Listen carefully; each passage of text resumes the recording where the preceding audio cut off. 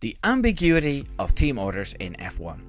Formula 1 and opinions go together like peanut butter and jelly, like salt and pepper, like Sergeant and the barrier. Sorry. Every single person involved in F1, whether as a fan or as somebody that works in the sport, has opinions. I noticed that there's one aspect of Formula 1 that has people's perspective change depending on different situations. That is, of course, team orders. It has always baffled me that the biggest protesters of team orders can urge their team to implement them the next race. In the following minutes, we'll take a closer look at exactly that. I'm Wimbo, here's 3 seconds to leave a like. The history of the team order. Formula 1 constructors have always operated as teams, even with drivers who drive for their own glory. It has been around since the early seasons of the modern era of the World Championship in the 50s, ran by the FIA. With the sport's evolution and the cars getting more and more reliable, the need for the pit wall to intervene has become greater with each season that passes. The first time team orders to not attack a teammate were given was in the 1955 Silverstone Grand Prix, where Fangio was asked to let Stirling Moss, his teammate, win his home Grand Prix. Fangio obliged and did not attack his teammate during the final few laps of the race. After that, many more occasions were recorded of cars letting other cars by.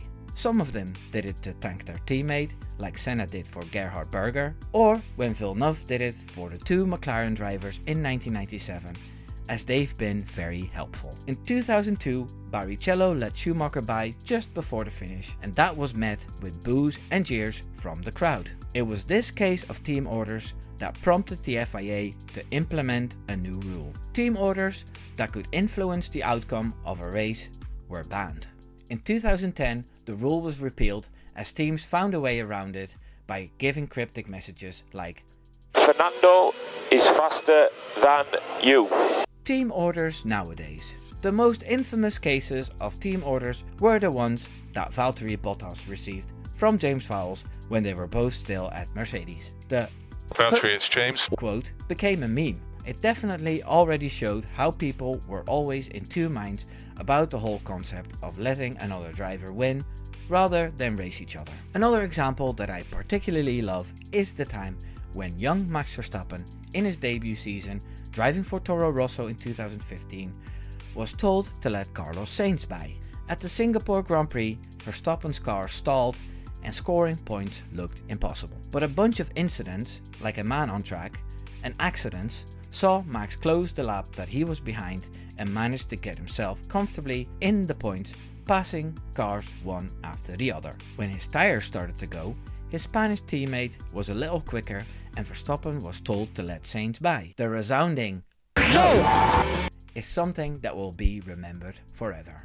At the other end of the spectrum is when Verstappen was asked to let Perez pass in Brazil in 2022. Max Verstappen didn't yell no, he just finished the race 6 seconds ahead, and that was that. The F1 community had a global aneurysm about that one, which was odd, because he did the same thing as he did in 2015. It seems that people are in two minds about team orders in general. The ambiguity on team orders. I remember one situation very well. It was the 2022 Spanish Grand Prix and Max Verstappen had his famous meltdown about the DRS not working. Red Bull's Hannah Smits opted to put Max on a different strategy as he was unable to pass Russell without DRS. He was pitted earlier and that put him behind Perez, who was told not to fight Verstappen as he was on a different strategy. Perez said that it was unfair, but he did it anyway. That's very unfair, but okay. The Sky Sports F1 commentators with Ted Kravitz in the pits expressed their disgust with having team orders. I can understand Sergio's absolute disappointment. Fans, broadcasters and observers alike want to see wheel-to-wheel racing. Okay, so this means team orders are a bad thing, right? Wrong. Later in the season, the Ferrari drivers were in a scrap. The same people that frowned upon team orders at Red Bull, ignoring the technical difficulties Verstappen had, were openly yelling at each other that the Ferrari pit wall should intervene. They clearly wanted one of the Ferrari drivers to take the fight to Verstappen. This season had plenty of those situations too. George Russell has been stamped a bad team player by Lewis Hamilton fans for not letting Hamilton by in Singapore, and more of this nonsense in Japan. This makes team orders very confusing. Is it a good thing, even if it deprives us of a fight? Or is it a bad thing, because the sport is about racing? To me, it looks like people change their opinions depending on their agenda. This means that every time Verstappen benefits from a team order, no matter the reason, it's a bad thing. Whenever Verstappen says no to a team order, he's the bad guy and not a team player. Team orders at Ferrari and Mercedes are okay if it means they can attack Max Verstappen. And Peter Windsor has even said that George Russell's contract should be ripped up and replaced with a contract that states he's not allowed to finish in front of Lewis Hamilton. I hope this all clears it up for you. Any questions? Any comments? Leave them in the comment section down below. Subscribe. Take care now. Doei doei.